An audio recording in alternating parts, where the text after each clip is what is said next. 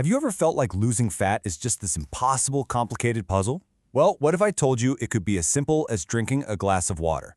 Today, we're going to break down a method that's been tested in the real world for 5 years, one that throws out all the crazy fad diets for something that actually works. Let's get into it. Wow, a piece of cake.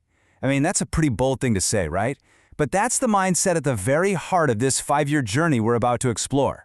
The idea is to completely reframe how we look at fat loss, to see it not as a constant struggle, but as something that's genuinely totally achievable. So how do you get to that level of confidence? Well, it's not by following 100 different complicated rules. This entire system, believe it or not, is built on just 2 core pillars. That's it. One for how you move, and one for how you fuel your body. Let's break down that first one. All right, first up is the engine of the whole plan, the workout. The author calls it the killer combo, and honestly, for good reason. It's a really smart combination of 2 classic types of exercise that, when you do them the right way, delivers some seriously incredible results. So what's inside this killer combo? It's a strategic mix of strength training and cardio. You can think of strength training as building the foundation. It's what creates and maintains that lean muscle, which in turn fires up your metabolism. Then you bring in cardio to burn calories efficiently and keep your heart healthy. They're not 2 separate things. They're really just 2 sides of the same powerful coin. So here's what that actually looks like in a typical week. It's really straightforward. 4 strength sessions, each about an hour long. Then 3 cardio sessions, which are a bit shorter, around 30 to 40 minutes. You see? It's consistent, for sure, but it's not going to completely take over your life. Now, for the strength training part, there's a very specific philosophy here. We are not talking about lifting the heaviest weight you can find. No. The focus is on using lighter weights, but for higher repetitions. The goal isn't to get bulky, it's to create those long, lean, defined muscle lines. And maybe the most important part? Patience. This is a long game. You have to think in terms of years, not just weeks. Okay, now for your cardio days, this right here is the magic number. To really maximize your fat burn, you want to try to keep your heart rate in that 140 to 160 beats per minute zone. See, it's all about working smarter, not just harder. All right, so we've covered the engine. Now let's talk about the fuel. Pillar number 2 is all about a high-protein diet. And trust me, this is where everything really starts to click into place. So what does a high-protein diet really mean in this plan? It's actually incredibly simple. Every single meal should have a good source of quality protein. And this is not just for bodybuilders, you know?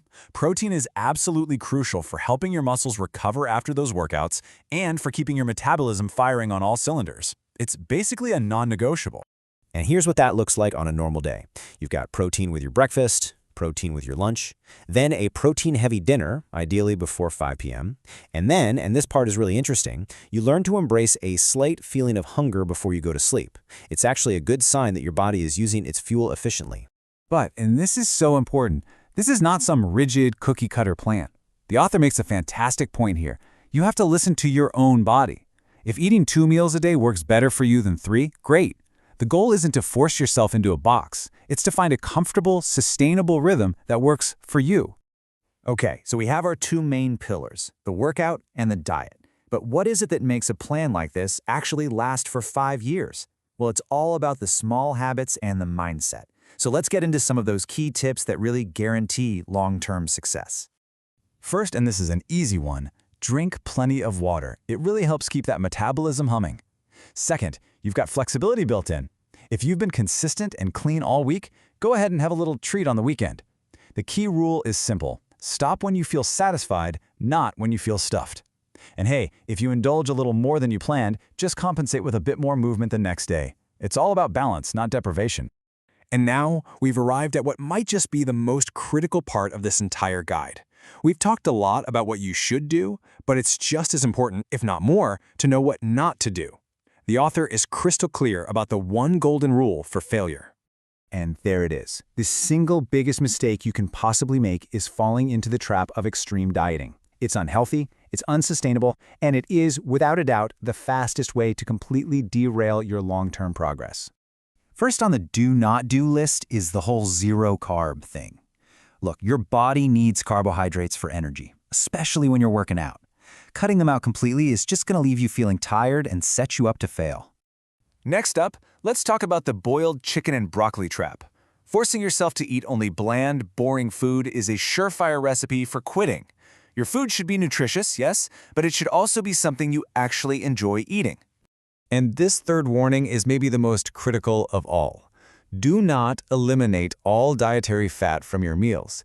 This is such an outdated, harmful myth. Your body, and especially your brain, absolutely needs healthy fats to function the way it's supposed to. So the real takeaway here is this. Instead of avoiding fat, you should be actively making sure you include healthy fats in your diet. We're talking about things like avocados, nuts, and olive oil. Fat isn't the enemy here. It's actually your ally.